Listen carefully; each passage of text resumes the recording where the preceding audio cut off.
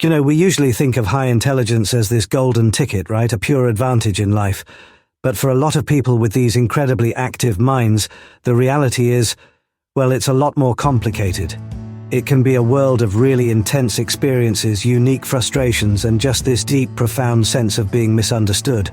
So let's dive into the surprising and often hidden side of a highly intelligent mind. If that quote right there just hit you in the chest, then you know exactly what I'm talking about. And listen, you are not imagining it. That feeling of being just a little out of sync with everyone around you. That is a real, well-documented part of the experience for so many highly intelligent people, and we are about to unpack exactly why. So here's the game plan.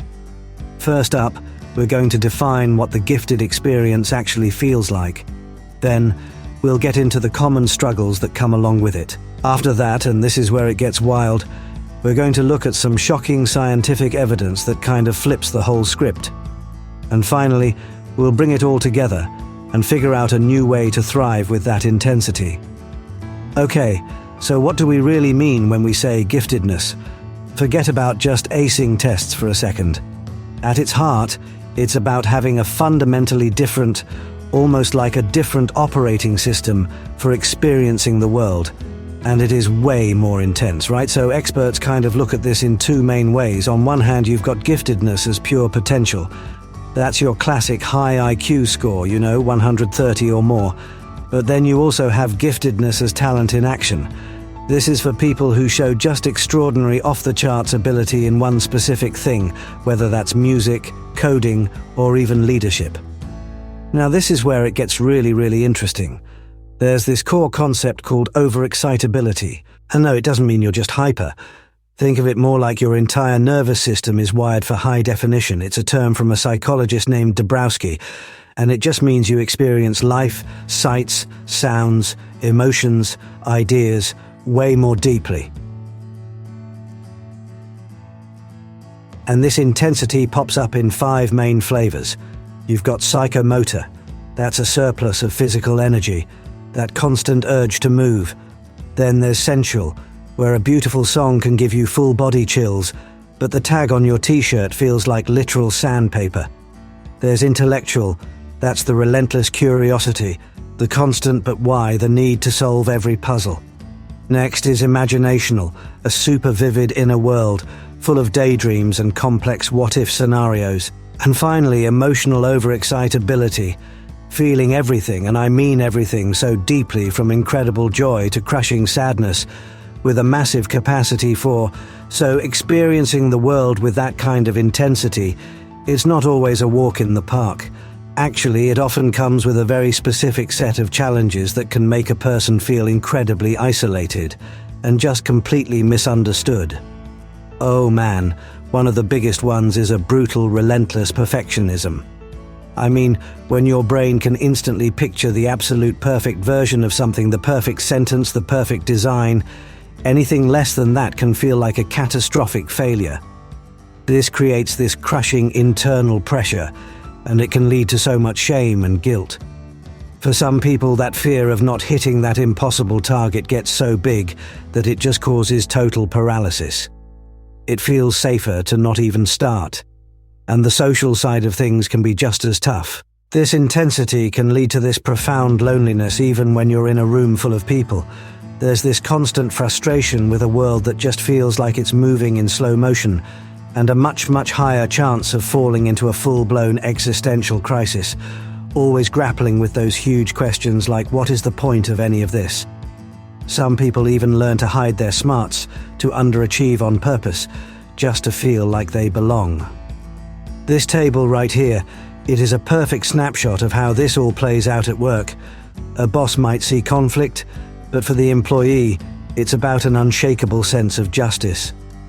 What looks like not listening from the outside is actually the deep burning frustration of feeling like your ideas are never ever understood. It just perfectly shows that huge communication gap that makes so many brilliant people feel like they just don't fit in. Okay, so with all of these very real, well-documented struggles, you would absolutely assume that highly intelligent people must be more likely to have mental health disorders, wouldn't you? I mean, it seems like a no-brainer. Well, get ready for a serious plot twist, because this is where the science gets really, really surprising.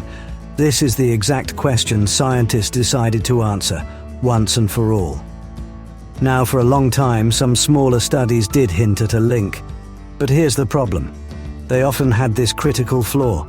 They were studying groups that weren't really normal, like people who actively sign up for high IQ societies. And that group might naturally attract people who are already thinking a lot about these issues. So to get a real reliable answer, researchers went to this incredible resource called the UK Biobank.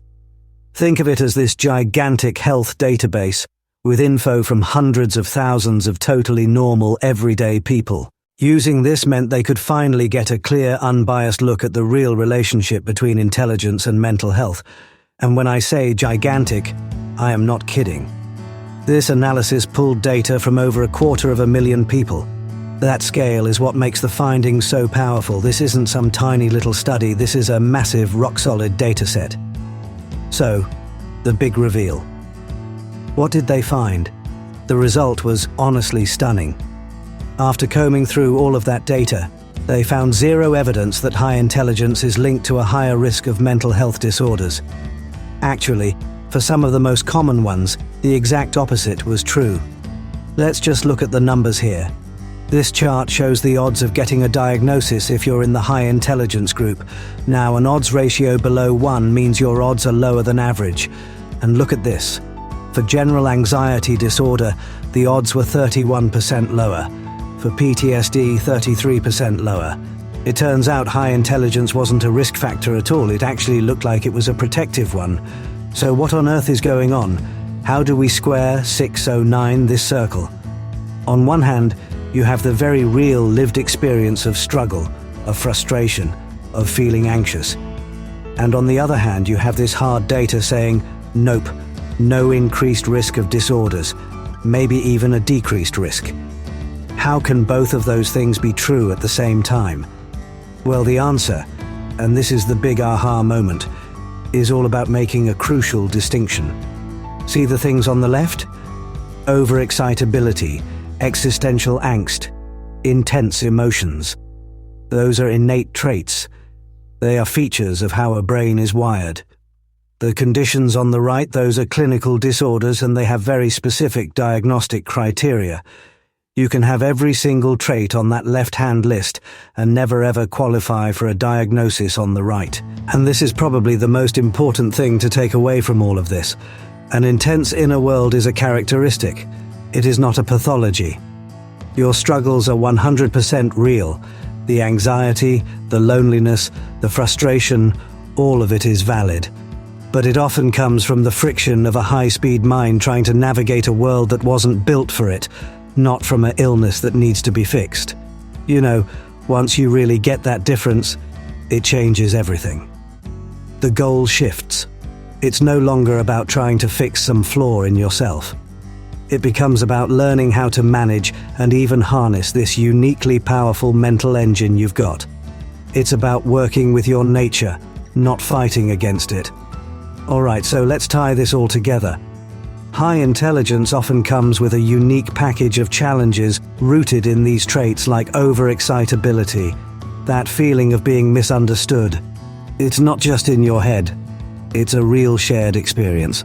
But, and this is the big one, our best evidence shows that intelligence can actually be a protective factor against certain mental illnesses. The most powerful thing you can do is just understand that these intense traits aren't a bug, they're a feature. Which really leaves us with one final huge question. Instead of always asking how to change the person to fit the world, maybe we should be asking this. How can our schools, our workplaces and our communities start building environments where these sensitive, intense and brilliant minds can finally stop struggling to fit in and actually start to flourish? Your reactions are bigger, they stick around longer, and they happen more often than for the average person.